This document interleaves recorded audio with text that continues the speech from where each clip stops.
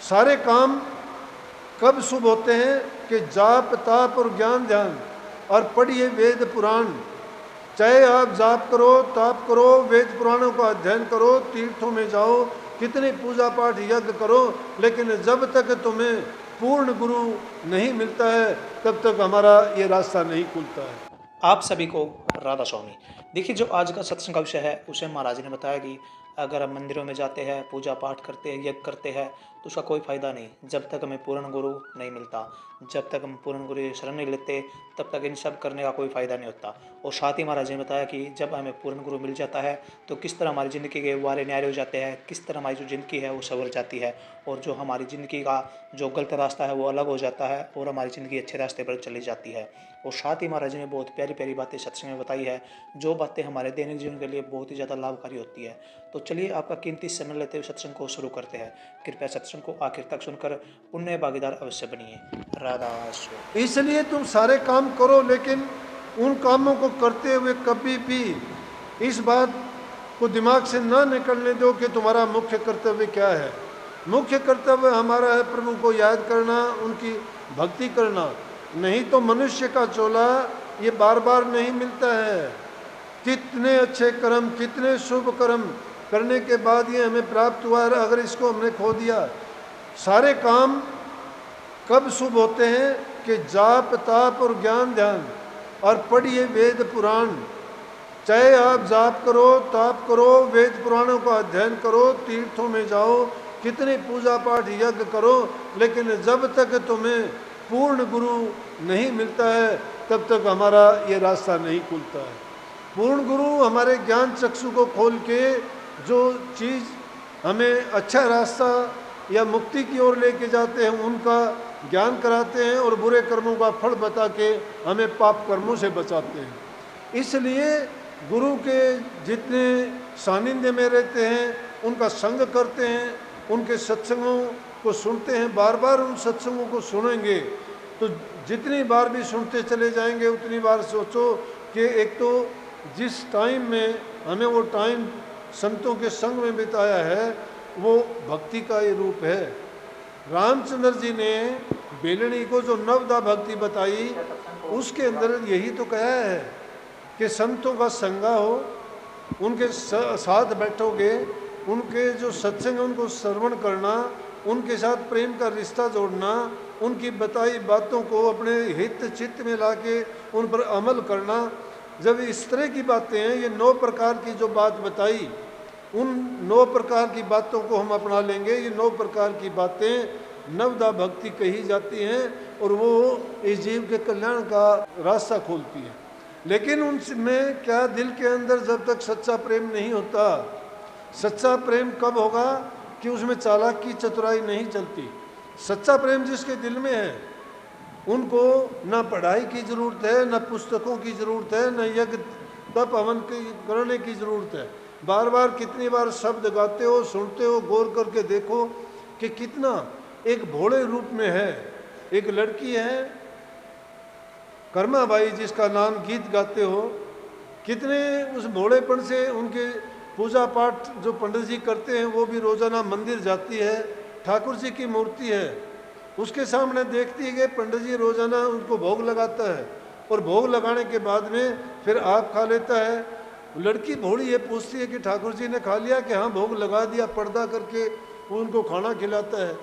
तो रोज़ाना जब जाती है, पंडित जी को कहीं बाहर जाना पड़ गया, कर्मा बाई से कहने लगे बेटी पीछे से आप ठाकुर जी को नहलाना धुलाना, पूजा पाठ करना, भोग लगाना। बोली जी हाँ ठीक है। उसको पता नहीं है, लेकिन जाती रोज़ाना थी, वो देखती थी। अब ऐसे ज़माने थे जब ये भोजन इतने नहीं थे, गरीबी की हालत थी, उसके घर में तो खिचड़ी बनती थी।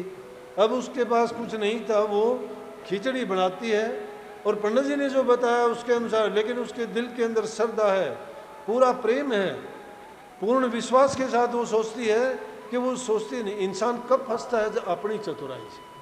जिस इंसान के जैसे विचार होंगे दूसरे इंसान को वैसा ही सोचेगा वो सोचता है कि मैं जो छल कपट बेईमानियाँ करता हूँ ये भी करता होगा, मैं झूठ बोलता हूँ तो उसको भी वो झूठा मानता है, वो अगर फरेब करता है तो सोचता है इसने भी फरेब किया है। तुम किसी को सत्य बात दिल खोल के भी बता दोगे तो भी वो आदमी जिसके दिल में खुद के धोखा है वो कहेगा कि इसने कुछ ना कुछ छिपा दिया, सच नहीं बताई। क्यों नहीं लगती उसको सच्ची बात? क्योंकि उसके दिल में सत्य नहीं है। और सत्य जिसके दिल में है उसके सामने तुम झूठ बोलो, झूठ को भी सत्य मानेगा। उसको झूठ कहोगे वो कहेगा हाँ सत्य कहता है, क्योंकि उसने अपने दिल में झूठ को जगह नहीं दे रखी। लेकिन हम क्या करते हैं, नाम के तो सत्संगी हैं, गुरु की बात को ही झूठा मान लेते हैं, उसको भी कहते हैं कि ना ना इसमें भी कोई ये है, तुम्हें नहीं पता गुरु ने क्या कही है ये बात, अपने ऊपर तो कभी लागू नहीं होने देते। संतों ने तो जो वचन अगर किसी ने कहा तो संतों ने, गुरु भक्तों ने, गुरुमुखों ने ये कहा कि गुरु ने मेरे लिए कहा, गुरु ने जो शब्द कहे वो मेरे लिए कहे, जो मानता है मेरे लिए कहे, वो अपने दोषों को निकालना चाहता है, वो अपने दिल को पवित्र करना चाहता है। उसको पता है हर इंसान में दोष हैं, हर इंसान के अंदर दोष हैं, लेकिन एक अपने आप को दोषी नहीं मानता, अपनी निरख परख नहीं करता, वो दोषों से मुक्त नहीं हो सकता। लेकिन जिसके दिल में सच्चाई है वो अगले की झूठ नहीं मानता है। पंडित जी उसको कह के जाते हैं कि कर्मा तू ऐसा करना कि पूजा पाठ करना, ठाकुर जी को नहलाना धुलाना, कपड़े पहनाना, मुकुट पहनाना और इनको भोजन का भोग लगवाना। बोले जी ठीक है। ये नहीं कह के गए मैं कब आऊँगा, कहने लगे जब कब मैं नहीं आता। और वो क्या करती है, वो अपने उस प्यार में श्रद्धा से, यकीन से खुश है वो कि आज मुझे मौका मिला ठाकुर जी को मैं खाना खिलाऊंगी। उसको ये नहीं पता है कि पत्थर की मूर्त है, ये नहीं बोलती है, ये कोई जवाब नहीं देती है, लेकिन उसके भोले मन में, उसके दिल में सच्चाई है और वो उसके लिए बड़े प्यार से खिचड़ी बनाती है। जिस जैसी भी उसको बनानी आती है उसमें उसने कोई कमी नहीं छोड़ी। बहुत बर्तन को साफ करके अच्छी तरह से उसको पवित्र ढंग से लेके जाती है और जाके ठाकुर जी के सामने रख के कहती है कि ये लो, पंडित जी कह के गए थे मैं आज भोग लगाने का मेरा मौका मिला, आप खाओ।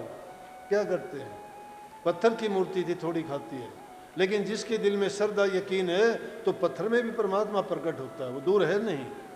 प्रकट कैसे होता है, हमारे विचारों और ख्यालात से होता है। हमारे मन के अंदर वो शक्ति कहीं भी पैदा कर लो उसको, तुम्हारे मन की शक्तियों को जगाना तो सीखो। इंसान के दिल में जो शक्ति है अगर वो परमात्मा से प्यार करे तो परमात्मा उसके सारे काम उसके सामने आके प्रकट होके करता है सबके लिए। ये भक्तों के, संतों के जो नाम लिए जाते हैं ना, दुनियादारों ने तो कोई कभी नहीं छोड़ी उनके साथ करने के लिए, लेकिन वो कोई बड़ी बात नहीं है, सबके साथ ऐसा होता आया है। लेकिन ये भी गुरु की मेहर होती है। गुरु हर मुश्किल से अपने शिष्य को तपा के देखता है, निकालता है। वो ऐसी रचना रचता है कि सबकी तस्वीर सामने आ जाए।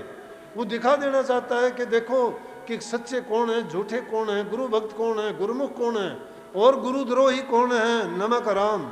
जो गुरु का नमक खा के, गुरु से नाम लेके और गुरु के बन के और श्रद्धा कहीं और रखते हैं, वो तो उस वैश्या की तरह से हैं जिसके घर में 10 निकलते हैं और 20 आते हैं।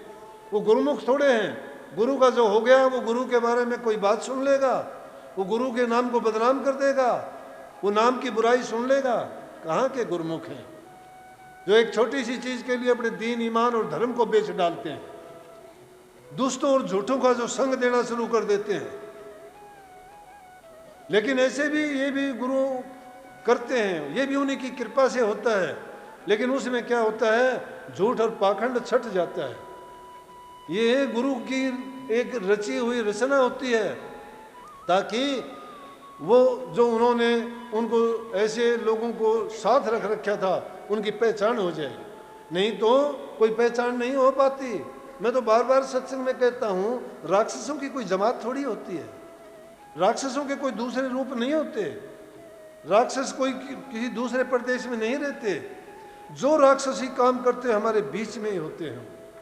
जो छल कपट बेईमानियां करते हैं, हेरा फेरी करते हैं, गला काटते हैं, झूठ बोलते हैं, लोगों को छलते हैं, धोखाधड़ी करते हैं, शराब मांस मिट्टी खाते हैं, अपने स्वार्थ और लालच के लिए कुछ का कुछ कर जाते हैं, वो सारे राक्षस योनि के, वो हमारे अंदर हैं। हमारे जैसी तरह खाते पीते रहते हैं वो, तो वो सत्संगों में भी आते हैं, गुरुओं के पास भी आते हैं। परमात्मा का ये गुण है कि उसकी दुनिया में ठग डाकू चोर लुटेरे सब हैं। इसी प्रकार से संतों में भी वो गुण है, वो जानते हैं, उनको पता है, लेकिन उनको कभी वो कहते नहीं।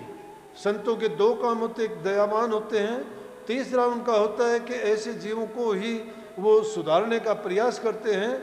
तीसरी बात होती है कि वो कभी नहीं सोचते उस सुनार की तरह से, अगर खोटा सोना भी उसके पास आ जाता है मिलावटी, सुनार उसको फेंकता नहीं है, उसको रख लेता, कहीं ना कहीं टाका लगाने में उसका काम आता है। संत भी इसी प्रकार से उन दुष्टों को भी आस पास रखते हैं। संतों ने तो कही है कि निंदक नेड़े राखिए, निंदक बन न जा दूर, जैसे भिष्टा काम कर साफ करे थे सूर। उन निंदकों को रखते हैं, जानबूझ के रखते हैं। और कहा है कि निंदक मेरा ना मरो जीवो आद जुगाद, हम तो ये पद पाइया निंदक के प्रताप, कि निंदक तो आद जुगाद जीवो, उनको कहीं दूर नहीं जाने देंगे। कि निंदक नेड़े राखिए, आंगन कुटी छपाए, कि चाहे तो उनके लिए आंगन में भी घर बना के उनको देना क्यों ना पड़े, वो आंगन कुटी छपा के किस लिए रखते हैं कि बिन पानी बिन साथर निर्मल करे सुभाए। वो तुम्हारे पापों को हरते रहते हैं कदम कदम पर, एक एक मिनट में। क्यों? कि वो तुम्हारी बुराई करते हैं। जब बुराई करते हैं तुम्हारा पाप अपने आप पर ले जाते हैं। लेकिन बात कर्मा बाई की थी, बात प्रेम की थी, बात श्रद्धा की थी। श्रद्धा प्रेम ही सच्ची भक्ति है। भक्ति में चालाकी नहीं चलती, चतुराई नहीं चलती, हेरा फेरी नहीं चलती। वहाँ ज्ञान की जरूरत नहीं, वहाँ यकीन की जरूरत है, श्रद्धा की जरूरत है, विश्वास की जरूरत है। और जब यकीन उसका दृढ़ होगा तो सत्य अपने आप प्रकट हो जाता है। वहाँ सत्य की जरूरत है। तो क्या कहती है वो कर्माबाई जाती है, लेकिन ठाकुर जी तो उसको हाथ ही नहीं लगाते। वो देखती रहती है, देखती रहती है, रख के फिर बाहर आ जाती है, फिर जाती है, फिर करती है, लेकिन देखती है वो यूं का यूं। और जब किसी का सच्चा प्रेम होता है वो ये नहीं, अभेद हो जाता है उसमें, उसको हर रूप में ताने भी देता है, बुरा भी बोल देता है, लड़ाई भी उससे करता है, झगड़ा भी करता है। दुष्ट और दुश्मन से कोई नहीं करता, अपने से झगड़ा होता है, अपने को ताने दिए जाते हैं, अपने से ही आदमी वाद विवाद करता है। तो वो ऐसे में तो भगत परमात्मा से भी उलझ जाते हैं। कबीर साहब ने माला फेंक दी थी एक बार, कहने लगी ये ले अपनी कंठी माला, भूखे भगत ना होए गोपाला। भूखे से भजन नहीं होता, 2 टाइम की रोटी नहीं, 4 सत्संगी आके बैठ जाते हैं, मैं उनको भोजन नहीं दे सकता, क्या करूंगा ऐसी भक्ति का। लेकिन छोड़ी नहीं उन्होंने। किस प्यार में कही कि उनके दिल में तो वही सच्चाई थी। जिस प्रकार से छोटे बच्चा अगर कोई गलती करता है, उसकी माँ उसको मारती है, लेकिन वो अपनी माँ की गोद में ही जाके घुसता है। वो मारती है, वो उसकी गोद में ही घुसता है। उसको पता है कि ये मार नहीं है, ये प्यार है। उसको पता है कि तुझे संभालने के लिए करती है तेरी माँ, तुझे ऐसा कष्ट नहीं देना चाहती, ना द्वेष है ना कोई ऐसी बात है। इसलिए वो जानता है, तो उसी की पनाह में चला जाता है। सत्संग को पूरा सुनने के लिए आपका बहुत बहुत धन्यवाद। हम आशा करते हैं आपने सत्संग को बड़ा ही ध्यान से सुना होगा। तो जैसा कि पहले भक्तों आपने सत्संग में सुना, महाराज ने बताया कि अगर हमें पूर्ण गुरु मिलता है तभी हमारा जीवन सफल होता है, तभी हमारे हवन पूजा सामग्री पूजा वगैरह संपन्न होती है। और जैसा कि महाराज ने बताया कि पूर्ण गुरु मिलने के बाद हमारे जीवन में क्या क्या परिवर्तन आता है और हमारा जीवन किस तरह सुधर जाता है, किस तरह हमारे जीवन से जो दुख है वो चला जाता है और हमारे पाप कर्म कट जाते हैं। तो कृपया महाराज जी की इन बातों को आप फॉलो अवश्य कीजिए और अपने परिवार में हमेशा सुख शांति रखिए और हमेशा बड़ों का आदर कीजिए। और अगर आपको सत्संग बहुत अच्छा लगा तो कमेंट बॉक्स में राधा स्वामी लिखकर पुण्य भागीदार अवश्य बनिए। मिलते हैं जल्दी एक और नई और बहुत ही अच्छे सत्संग के साथ। तब तक के लिए राधा स्वामी।